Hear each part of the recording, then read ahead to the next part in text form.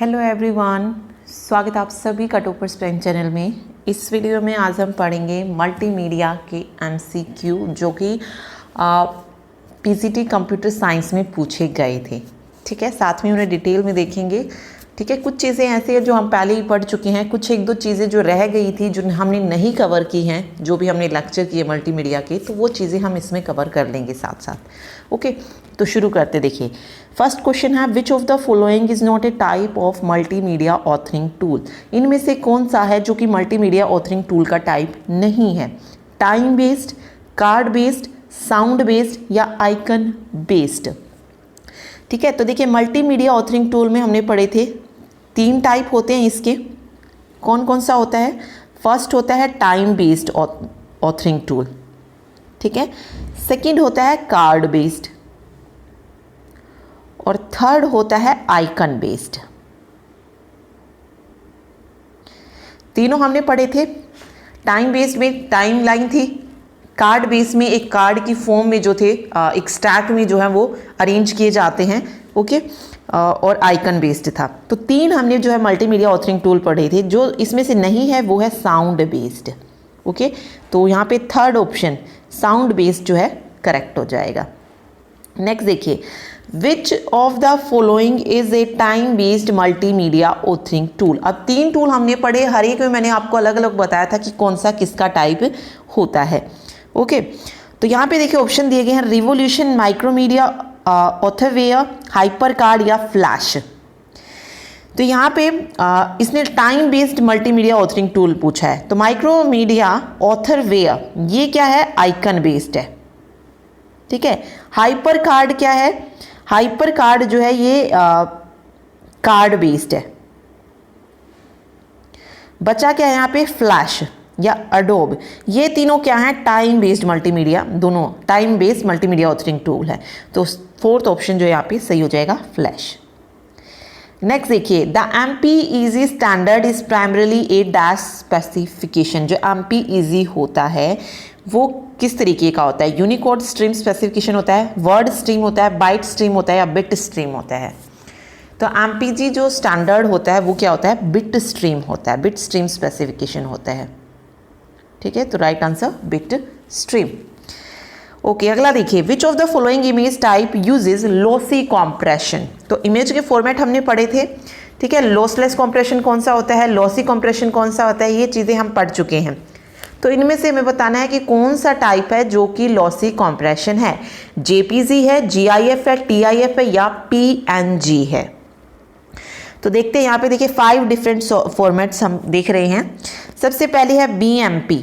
ठीक है, ये क्या है? Window bitmap. ये क्या होता है? लॉसी अनकम्प्रेस्ड फॉर्मेट होता है। ठीक है, लेकिन यहाँ पे क्या पूछा है? Lossy compressed format. और तो ये क्या है? लॉसी अनकम्प्रेस्ड होता है। अनकम्प्रेस्ड यानी कि फाइल का साइज जो है वो कम नहीं होता है, वैसे का वैसा रहता है। उसके बाद है टिफ, जिसकी फुल फॉर्म होती है टैग्ड इमेज फाइल फॉर्मेट। ये कैसा होता है? लॉसलेस कंप्रेशन होता है। Document scanning and imaging format, flexible, LGW, CCITT और RLE। ठीक है, इसमें LGW जैसे ये एल्गोरिथम वगैरह जो यूज़ की जाती हैं कंप्रेशन के लिए वो बताया गया है। PNG क्या होता है? पोर्टेबल नेटवर्क ग्राफिक्स होता है, लेकिन ये भी क्या होता है? लॉसलेस होता है। ये भी क्या होता है? लॉसलेस होता है। Improve and replace GIF, superior to TIFF. JPEG यानी कि ज्वाइंट फोटोग्राफिक एक्सपर्ट ग्रुप, ये क्या होता है? लॉसी होता है। Big compression ratio, good for photographic image. तो यहाँ पे हमें क्या पूछा गया था? लॉसी ही पूछा गया था। JPEG कह लीजिए जो, या फिर इनकी एक्सटेंशन जो होती है JPG वो कह सकते हैं आप इसे। ओके, JPEG 2000 ये भी क्या है? लॉसी है। और इवेंचुअल रिप्लेसमेंट फॉर JPEG। ठीक है, इसको रिप्लेस करने के लिए आया था। तो यहाँ पे अगर आप देखेंगे GIF, टिफ और PNG ये लॉसी कॉम्प्रेशन नहीं है। तो बचा क्या आंसर यहाँ पे? JPG। ये क्या है? लॉसी कॉम्प्रेशन है और ये लॉसलेस कॉम्प्रेशन है। ठीक है, एक और चीज जो यहाँ से पूछी जा सकती है कि कंप्रेशन रेशो किस तरीके से फाउंड करते हैं? CR। तो उसके लिए होता है जो साइज होता है ओरिजिनल इमेज डाटा का वो लिखना है ऊपर, और नीचे जो साइज होता है कंप्रेस्ड इमेज डाटा का, उस तरीके से हमारा कंप्रेशन रेशो निकलता है। ठीक है, तो ये इंपॉर्टेंट है, पूछ सकते हैं। नेक्स्ट देखिए, which of the following image type has an extension as .dib। तो कौन सी एक्सटेंशन है जिसकी जो इमेज टाइप कौन सा है जिसकी एक्सटेंशन जो होती है वो .dib होती है? Bitmap image, window Meta file, RLE image या enhanced window Meta file.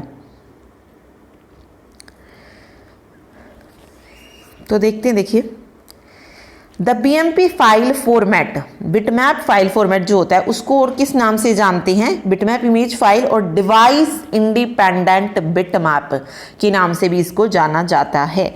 File format and bitmap is a raster graphic image file format used to store bitmap digital image independently of the display devices, specially on Microsoft window and operating system OS/2 operating system.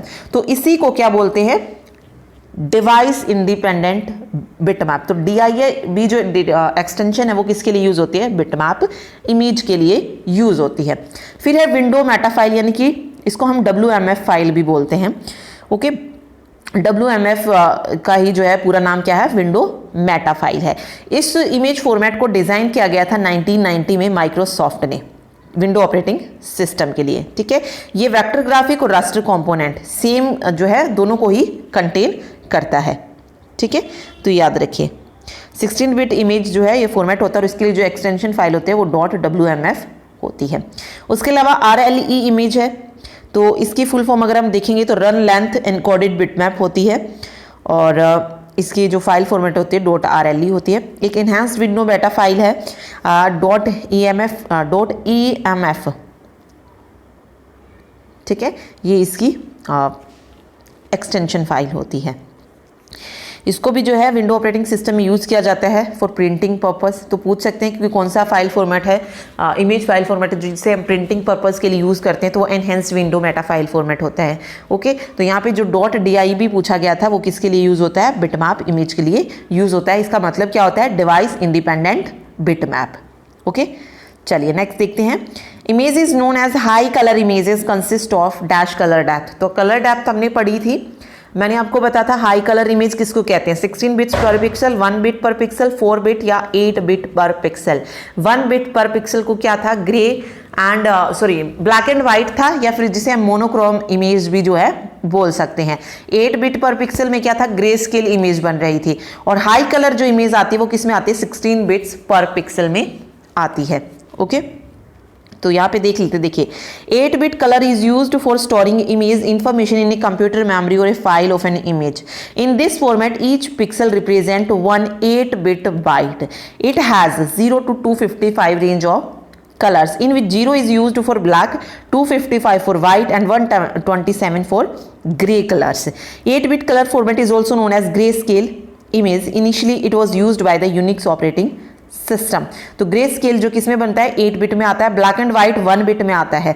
16 bit colour format की अगर बात करें तो इसे high colour format के नाम से जाना जाता है। इसमें जो है it has 65,536 different colour shades.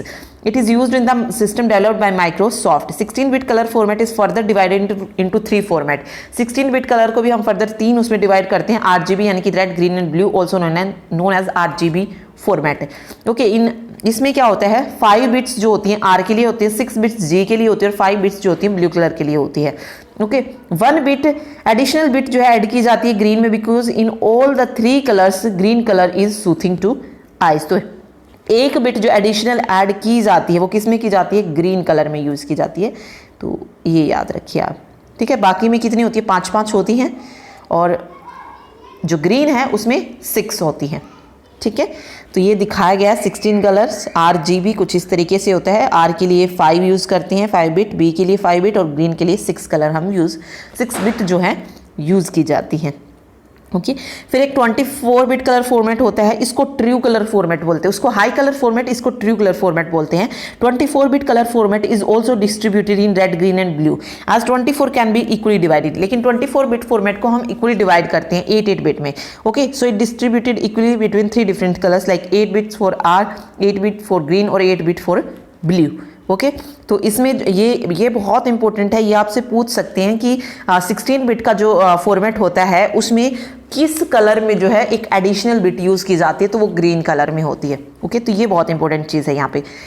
तो अब हमने पढ़ लिया, क्वेश्चन पूछा गया था हाई कलर इमेज किससे बनता है, किस कलर डेप्थ से बनता है, तो 16 बिट पर पिक्सल जो है सही हो जाएगा। 8 बिट किससे बन रहा है, ग्रे स्केल इमेज आती है इससे, या फिर आप इसको पैलेट इमेज भी बोल सकते हैं, 256 कलर्स में जो बनती है पैलेट इमेज या ग्रे स्केल इमेज। 1 बिट पर पिक्सल को आप मोनोक्रोम इमेज बोल सकते हो, या फिर ब्लैक एंड वाइट इमेज जो है यहाँ से आती है निकल के। ठीक है, चलिए नेक्स्ट देखते हैं। इन MPEG layer bit stream structure macro block layer consist of dash pixel. तो हमने MPEG layer bit stream structure नहीं पढ़ा था, सिर्फ MPEG थोड़ा बहुत पढ़ा था, तो आज उसकी लेयर बिट स्ट्रीम स्ट्रक्चर देखते हैं कि मैक्रो ब्लॉक लेयर जो होता है वो कितने पिक्सल से बना होता है। ठीक है, तो देखिए MPEG की फुल फॉर्म पूछी जाती है moving picture expert group. MPEG video is addressing the compression of video signal at about 1.5 megabit per second. MPEG-1 is a asymmetric system. The complexity of the encoder is much higher than that of the decoder. तो इसमें जो MPEG होता है इसमें इसका picture का size दिया गया, हॉरिजॉन्टल पिक्चर साइज जो होता है वो लेस देन 768 पिक्सल्स होता है, vertical picture size less than equal to 576 line होता है, number of macro blocks less than 396 होते हैं। ओके, पिक्चर रेट दिया गया है less than equal to 30 pictures, VBV buffer size दिया गया है और बिट रेट जो है इसमें दिया गया है। फिर बात आती है इसके लेयर की, तो इसमें 6 लेयर होती है MPEG वीडियो बिट स्ट्रीम में। एक होती है sequence layer, group of pictures layer, frame layer, slice layer, macro block layer और block layer DCT unit. Sequence layer में वीडियो क्लिप मतलब साइज वगैरह जो भी होता है इसका, और कंप्लीट प्रोग्राम आइटम। GOP में इंक्लूड 3 डिफरेंट कोडिंग वेज, जिसके लिए GOP1, group of picture layer 1, फिर ग्रुप ऑफ पिक्चर 2, कुछ इस तरीके से इसमें यूज़ की जाती है। फ्रेम लेयर होता है, स्लाइस लेयर होता है।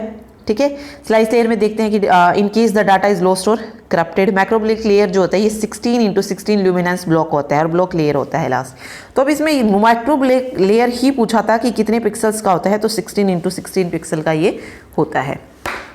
ठीक है, चलिए नेक्स्ट देखते हैं।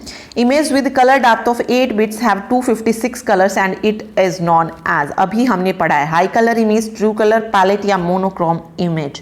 मोनोक्रोम इमेज में हम सिर्फ 1 बिट यूज़ करते हैं, मतलब जो भी यूज़ होता है 0-1 जो है इसके लिए यूज़ किया जाता है मोनोक्रोम इमेज में, तो ब्लैक एंड वाइट जो इमेज होती हैं। ओके, हाई कलर इमेज कितने कलर यूज़ करती हैं, 16 बिट। ठीक है, और true colour image 24 bits use करती हैं।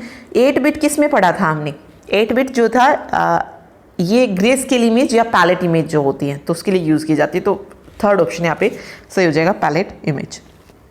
नेक्स्ट देखिए, MIDI stands for musical instrument digital interface, musical instrument digital interconnection, musical instrument digital intraconnection या म्यूजिकल इंस्ट्रूमेंट डिजिटल इंटरकनेक्शन।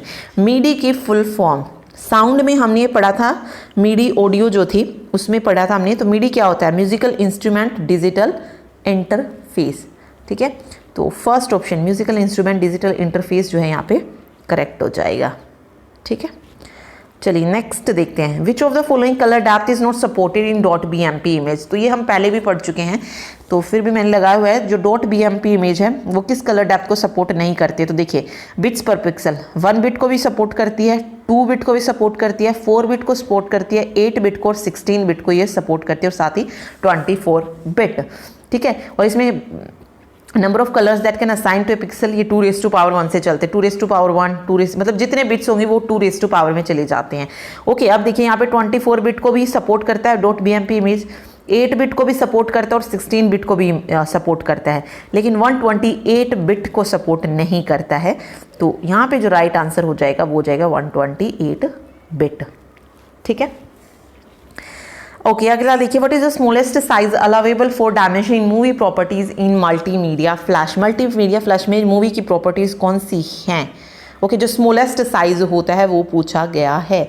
तो देखिए अलग अलग मूवीज़ प्रॉपर्टीज़ मैंने यहाँ पे लिखी हैं, मतलब हैं इसमें। देखिए सबसे पहले इसमें देखिए फ्रेम रेट दिया गया है 12 FPS। FPS का मतलब क्या होता है, 12 फ्रेम पर सेकेंड। तो मूवी प्रॉपर्टीज़ में जो फ्रेम रेट होता है वो कितना होता है, 12 FPS होता है, यानी कि 12 फ्रेम पर सेकेंड होता है। ओके, और ये क्या डिटरमाइन करता है, इस फ्रेम रेट का मतलब क्या होता है कि जब हम इसको प्ले करेंगे तो किस तरीके का एनिमेशन हमें दिखाई देगा, तो वो हमें ये बताता है। ठीक है, तो 12 FPS जो है हमें गुड रिजल्ट देता है, मतलब अच्छा जो है हमें इसमें मतलब अच्छी प्रॉपर्टी जो है ये होती है। उसके अलावा डायमेंशंस दिया गया है यहाँ पे। डायमेंशन अगर बाय डिफ़ॉल्ट देखें तो कितनी होती है, अगर हम कोई डायमेंशन खुद से नहीं दे रहे तो बाय डिफ़ॉल्ट जो डायमेंशन लेता है मूवी प्रॉपर्टीज़ वो होती है 550 पिक्सल इंटू 400 पिक्सल्स। ओके, फिर आता है अगर हमें इसका स्मॉलेस्ट अलाउेबल साइज़ कितना हो सकता है डायमेंशन में, तो वो हो सकता है 18 इंटू 18 पिक्सल। और लार्जेस्ट कहाँ तक जा सकती है, यानी कि जो डायमेंशन है वो कितनी बड़ी हो सकती है, तो 2880 इंटू 2880 पिक्सल। ओके, देखिए बाय डिफ़ॉल्ट इतना होता है। स्मॉलेस्ट साइज़ कितना होता है डायमेंशन का, 18 इंटू 18 पिक्सल, और लार्जेस्ट कितना होता है 2880 इंटू 2880। ठीक है, बाकी और कुछ इसमें दिए गए हैं। ग्रिड दिया गया है 18 पिक्सल का। ठीक है, तो ये कुछ मूवी प्रॉपर्टीज थे। तो इसमें बताना है हमें कि स्मॉलेस्ट साइज कितना। देखिए ये कितना होता है, बाय डिफ़ॉल्ट होता है 12 FPS। कब लेते हैं हम, फ्रेम रेट के लिए लेते हैं 12 FPS, ये फ्रेम रेट के लिए होता है। 2880 जो होता है ये लार्जेस्ट डायमेंशन के लिए है, और 18 इंटू 18 ये स्मॉलेस्ट के लिए है। तो राइट आंसर यहाँ पे स्मॉलेस्ट ये हो जाएगा 18 इंटू 18, क्योंकि ये पूछा गया है smallest size allowable for dimension in movie properties. ठीक है, चलिए अगला देखिए। Which of the following icon turns of and on the visibility of the layer, allowing us to see what is behind or under the layer in Photoshop image editing software। Okay, देखिए तो image को edit करने के लिए image editing software का मतलब क्या है, जो भी हमारी बिटमैप इमेजेस हैं या पिक्चर्स हैं उनको एडिट करना क्या कहलाता है, इमेज एडिटिंग। और उसके लिए अलग अलग सॉफ्टवेयर होते हैं, लाइक एडोब फोटोशॉप हो गया, पेंट शॉप प्रो हो गया, फोटो पब्लिशर हो गया, ये क्या होते हैं, सारे एडिटिंग सॉफ्टवेयर होते हैं। तो उसमें एक पूछा है कि कौन सा आइकन है जो कि टर्न ऑफ और ऑन करता है विजिबिलिटी ऑफ द लेयर को, लेयर की विजिबिलिटी को टर्न ऑफ और टर्न ऑन करने के लिए। ओके, तो ये पूछा गया। ओपेसिटी नहीं होता है, डिलीट जो होता है वो तो लेयर को डिलीट करने के लिए जो है यूज़ किया जाता है। और अगर हम चेंज करना चाहते हैं लेयर ओपेसिटी तो उसके लिए ओपेसिटी होता है। लेकिन यहाँ पे पूछा जो गया है वो है turn off and turn on visibility of the way. जो विजिबिलिटी है लेयर की उसको टर्न ऑफ और टर्न ऑन करने के लिए हम किसका यूज़ करते हैं, आई का यूज़ करते हैं। फोटोशॉप मतलब अगर हम देखेंगे तो इमेज एडिटिंग सॉफ्टवेयर जो होते हैं अलग अलग होते हैं, बहुत सारे होते हैं, तो सबकी अपनी अपनी प्रॉपर्टीज़ जो हैं होती है। ठीक है, तो यहाँ पे आई जो है सही हो जाएगा। नेक्स्ट देखिए, which of the following is not a quality of good multimedia monitor. जो गुड मल्टीमीडिया मॉनिटर की क्वालिटी नहीं है वो बतानी है। Dot pitch, size, sound pitch या रिफ्रेश रेट, इनमें से जो मल्टीमीडिया मॉनिटर की वो नहीं है। तो देखिए डॉट पिच की अगर हम बात करें तो ऑब्वियस है ये क्या होती है, मल्टीमीडिया मॉनिटर की क्वालिटी होती है। ठीक है, जितने डॉट आसपास होंगे उतनी क्वालिटी जो है इसमें जो हमने पढ़ा भी था कि जितने ज़्यादा डॉट्स होंगे उतनी क्वालिटी जो है हमें बेटर मिलेगी। तो डॉट पिच जो है क्वालिटी होती है गुड मल्टीमीडिया मॉनिटर की। साथ ही रिफ्रेश रेट दिया गया है यहाँ पे, तो रिफ्रेश रेट भी जो है इसकी क्वालिटी होती है। साइज़ भी ओके ऑब्वियस है, मल्टीमीडिया मॉनिटर का साइज़ भी जो है मैटर करता है। और तो साउंड पिच जो है ये मल्टीमीडिया मॉनिटर की क्वालिटी नहीं है, क्योंकि ये साउंड से रिलेटेड हो जाएगी। ओके, तो थर्ड ऑप्शन यहाँ पे सही हो जाएगा, साउंड पिच, तो ये ऑडियो में चली जाएगी। ठीक, चलिए अगला देखिए। Which of the following algorithm is used by GIF images with respect to multimedia. तो इसमें से कौन सी है जो कि हम यूज़ करते हैं GIF इमेज के लिए। तो इसके लिए जो एल्गोरिथम यूज़ की जाती है वो कौन सी होती है, लैम्पेल जिव वेलिच। ठीक है, तो यहाँ पे फर्स्ट ऑप्शन जो है सही हो जाएगा, जो इमेज के लिए यूज़ की जाती है। ये क्या है, एक डिक्शनरी बेस्ड कोडिंग एल्गोरिथम है।